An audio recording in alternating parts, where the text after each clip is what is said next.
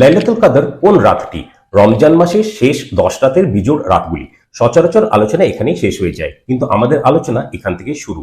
মোহাম্মদ সাল্লাল্লাহু আলাইহি ওয়াসাল্লাম বলেছেন, শেষ সপ্তাহ বা শেষ 7 দিনে শবে কদর খোঁজো। তাহলে 21 ও 23 এর রাতগুলো বাদ পড়ে গেল।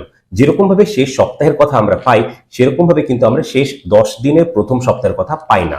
পাই যেটা হাদিসে, সেটা হলো যখন 9 বাকি, 7 বাকি, 5 বাকি, অর্থাৎ 21, 23, 25। এই হাদিসের ভিত্তিতে 27 ও 29 বাদ পড়ে যায়। দুটো মেলালে 25 রাত লাইলাতুল কদর বা শবে কদর হওয়ার সম্ভাবনা সব থেকে বেশি। এটা হাদিসের ভিত্তিতে আলোচনা, আমার নিজস্ব মতামত নয়।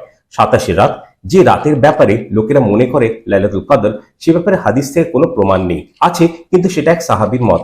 নবী মুহাম্মদ সাল্লাল্লাহু আলাইহি সাল্লামের থেকে কোনো নির্দেশ নেই। এই কারণে এই হাদিসটা আমার কাছে অন্তত প্রমাণ হিসেবে খুব একটা জোরালো নয়।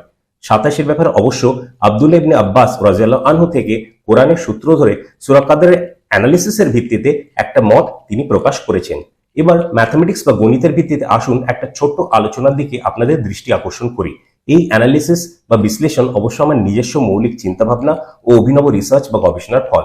গাউসিয়ান ডিস্ট্রিবিউশন, যা নর্মাল ডিস্ট্রিবিউশন বা বেল কার্ভ নামে পরিচিত, এক্স অ্যাক্সিসে রমজানের রাতগুলো এবং ওয়াই অ্যাক্সিসে প্রবাবিলিটি ডিস্ট্রিবিউশন প্লট করলে 25 ও 27 রাত সম্ভাব্য রাত হিসেবে আমরা দেখতে পাই।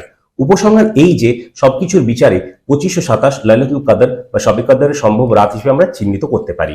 তারপর যথাক্রমে 23, 21, 29, বাকি দিনগুলো নেই বললেই চলে। এ বিষয়ে প্রমাণ সহ বিস্তারিত ও গভীরভাবে জানতে আমাদের পূর্ণাঙ্গ লেকচারটি দেখুন। লিংক আপনারা স্ক্রিনে দেখতে পাচ্ছেন, ডেসক্রিপশনে পেয়ে যাবেন ইনশাআল্লাহ।